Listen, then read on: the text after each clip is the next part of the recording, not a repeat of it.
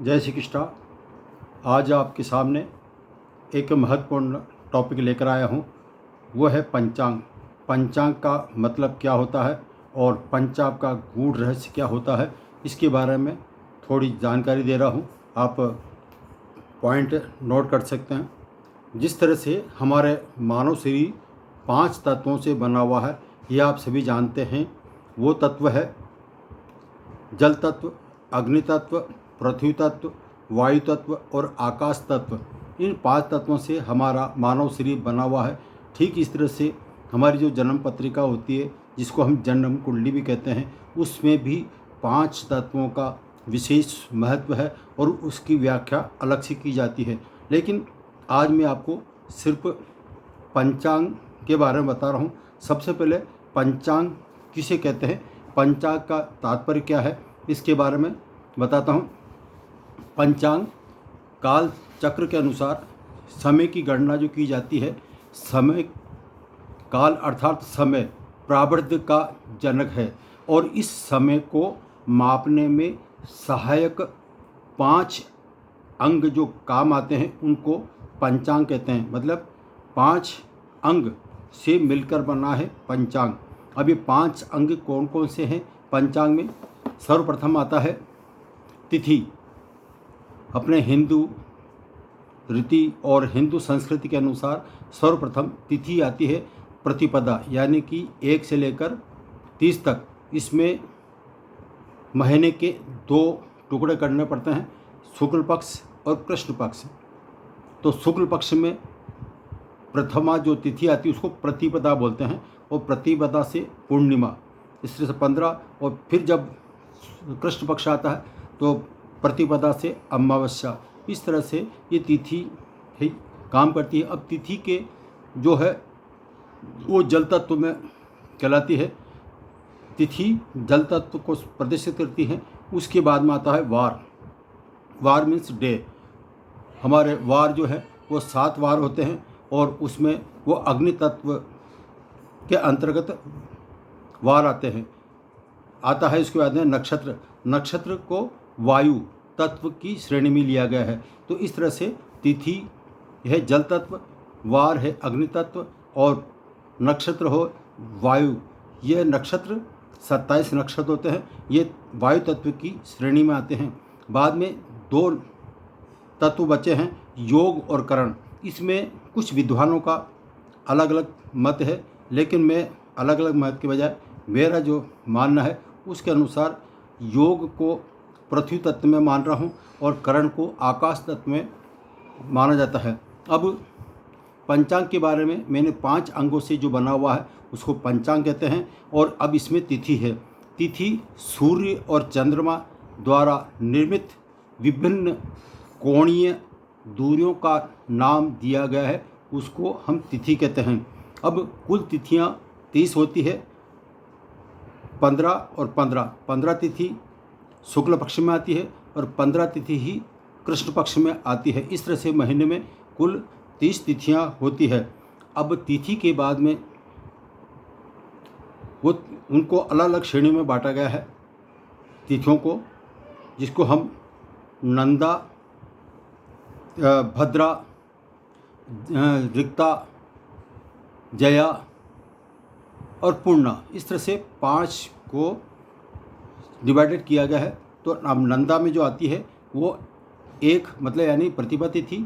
उसके बाद में 1 में 5 जोड़ेंगे तो 6 हो जाते हैं और 6 में 5 जोड़ते हैं 11। तो नंदा तिथि में 3 तिथियाँ आती है, 1, 6, 11।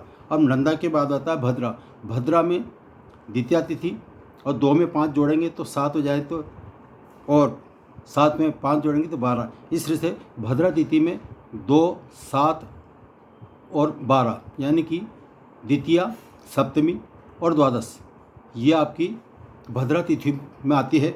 अब आता है जया तिथि। जया तिथि में 3, 8 और 13, यानी कि तृतीया, तेरस और अष्टमी, यह आपकी जया तिथि होती है। इसके बाद में आता है रिक्ता तिथि। रिक्ता तिथि जो आती है वो 4, 9 और 14, इनको हम रिक्ता तिथि बोलते हैं।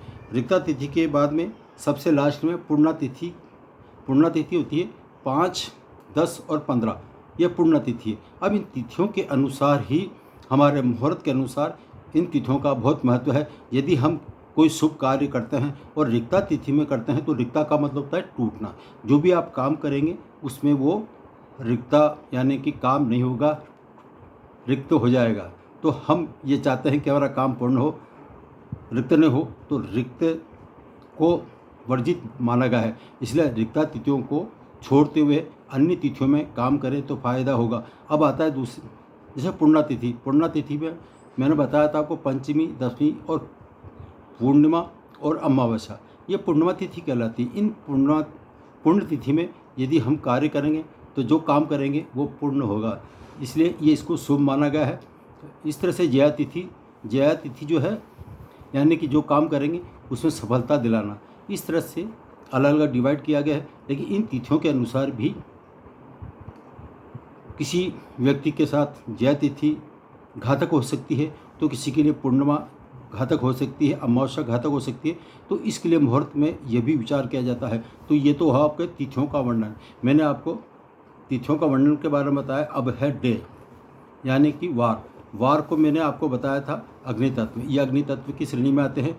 सूर्य ग्रह से लेकर शनि ग्रह तक यानी कि 7 जो ग्रह हैं उन 7 ग्रहों के वार होते हैं, जिसको हम संडे यानी कि रविवार से लेकर शनिवार तक ये 7 वार होते हैं। इन 7 वारों का भी हमारे जीवन में विशेष महत्व है। इसमें से शनि और रविवार को जो कार्य करते हैं वो किसी में पूर्ण हो नहीं पाते हैं, इसको खराब माना गया है। मंगल को भी वर्जित माना गया है। लेकिन सूर्यवार यानी कि रविवार के दिन यदि आप कोई औषधि ग्रहण करते हैं तो वो औषधि ग्रहण करेंगे तो उस दिन से आपका रोग मिट जाएगा। तो इनकी सबके अलग अलग वारों का अलग अलग महत्व है। ये मैंने आपको शॉर्ट में बताया। अब इसके बाद तिथि के बाद में जो आता है वो आता है नक्षत्र। अब नक्षत्र जो है, नक्षत्र के लिए मैंने आपको बताया था वायु तत्व में आता है। ये वायु तत्व में 27 नक्षत्र होते हैं और 27 नक्षत्रों में अलग अलग खंड किए हैं। ये है, इसका वर्गीकरण किया गया है जो बताता हूँ। नंबर 1 ध्रुव तारा जो होता है स्थिर होता है। तो ये ध्रुव नक्षत्र में जो श्रेणी में आते हैं वो स्थिर नक्षत्र कहलाते हैं। उसके बाद में आता है दूसरा चर का मतलब चलना, यानी कि जो चर कार्य होता है वो चर इस तिथियों में नक्षत्रों में किया जाए तो सही होता है। फिर तीसरा नंबर आता है उग्र का मतलब क्रूर। और चौथा जो आता है मिस्र का मतलब साधारण। और 5वां आता है शिप्र जो है लघु। और मृदु का मतलब मैत्र। और 7वां नंबर पर आता है तीक्ष्ण का मतलब दारुण। इस तरह से इन तिथियों का वर्गीकरण 7 भागों में बांटा गया है। अब उसके अलावा और भाग बांटे गए हैं, वो 3 श्रेणी में अलग बताता हूँ वर्ग। कुछ नक्षत्र ऐसे होते हैं जो अधोमुखी होते हैं। अधोमुखी का मतलब होता है नीचे की तरफ जाना। जिस तरह से भूमि खोदना, नींव खोदना बुनियाद के लिए या खदान संबंधी जो कार्य किए जाते हैं वो मुहूर्त में इन नक्षत्रों को देखा जाता है। इन नक्षत्रों में हम जो काम करेंगे उसमें आपको सफलता मिलती है। तो ये तो वह ऊर्ध्व नक्षत्र। दूसरा नंबर पर आता है अधोमुखी नक्षत्र जो है नीचे की तरफ बताया था। सॉरी, ये जो मैंने ऊर्ध्व नक्षत्र में बताया अधोमुखी क्या मतलब नीचे की तरफ जाना। और ऊर्ध्वमुख की तरफ ऊपर की तरफ। पहले नंबर ऊर्ध्वमुख को बताया, उसके बाद है अधोमुखी में खदान से संबंधित कार्य किया जाता है। और तीसरा आता है वो है त्रियणमुखी यानी कि सीधा जाना। सड़क निर्माण का कार्य करना, वाहन चलाना, यात्रा करना, ये आपके त्रियण नक्षत्र की श्रेणी में आते हैं। इस तरह से ऊर्ध्वमुख यानी ऊपर तरफ, अधोमुख नीचे का कार्य और सीधा। तो इन तरह से 30 मुहूर्त के अनुसार अलग अलग कार्य इन मुहूर्त में किया जाए तो शुभ माना जाता है। अब आता है ये योग जो बनता है सूर्य और चंद्रमा की एक दूसरे की स्थिति के अनुसार योग बनते हैं। ये योग भी हमारे 27 योग कहलाते हैं। इनके अलग अलग नाम हैं, मैं आपको फिर बताऊंगा। इस लास्ट में जो आता है करण किसी भी तिथि का आधा भाग, यानी कि 2 भाग होते हैं। एक तिथि के 2 भाग कर जाते हैं, आधा भाग में दूसरा करण और आधे भाग में दूसरा करण। इस तरह से करण जो है वो करण भी आपके चर कहलाएंगे, स्थिर कहलाएंगे। और ये 4 जो है 4 तो स्थिर होते हैं और 7 चलायमान होते हैं। ये कर्ण है और कर्णों की जो संख्या होती है कुल 11 होती है। इस तरह से मैंने आपको पंचांग के बारे में जो बताया है, 5 अंगों के बारे में थोड़ी सूक्ष्म जानकारी दी। यदि आपको ये वीडियो अच्छा लगा है तो आप इसे लाइक कीजिए, शेयर कीजिए और कमेंट बॉक्स में जाकर आप अपनी राय प्रकट कर सकते हैं। और अभी तक आपने मेरे चैनल को सब्सक्राइब नहीं किया है तो सब्सक्राइब कीजिए। जय श्री कृष्णा। अगर फिर मिलेंगे अगले वीडियो के साथ, तब तक के लिए विश्राम दे रहा हूँ।